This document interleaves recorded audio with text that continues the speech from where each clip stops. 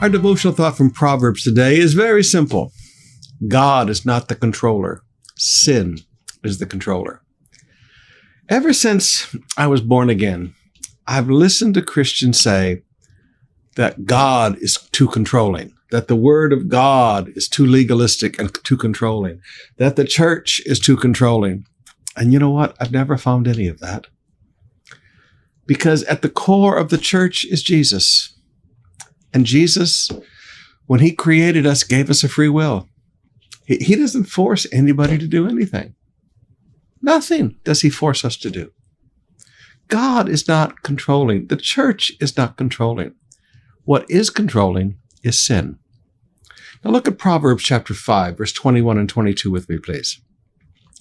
For the Lord sees clearly what a man does, examining every path he takes. Okay, God watches. God knows the sin. An evil man, verse 22, is held captive by his own sins. They are the ropes that catch and hold him.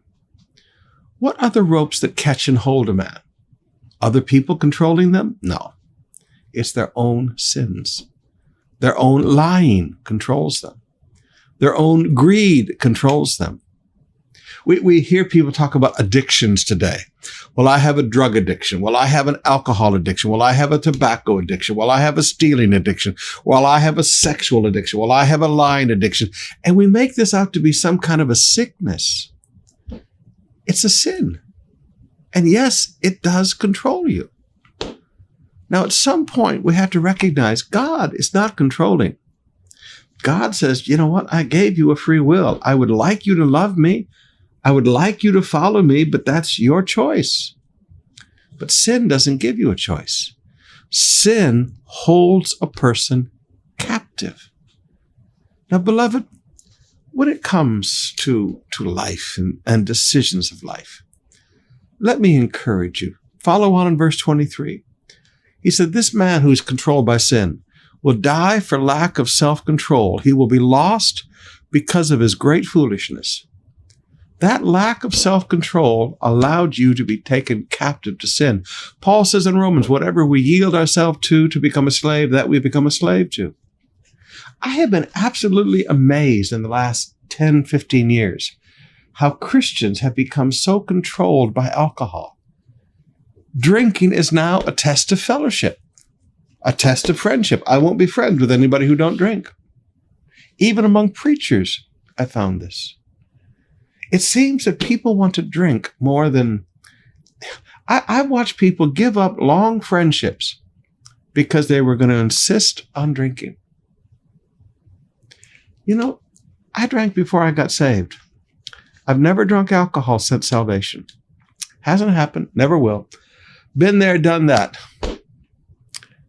Jesus set me free. But there are people, because of a lack of self-control, Christians, who get themselves back into this control of sin. Haven't smoked a cigarette, haven't smoked a pipe or a cigar since salvation, and never will, because Jesus set me free. But I've watched Christians who get right back into it again because of a lack of self-control. I want to challenge you today.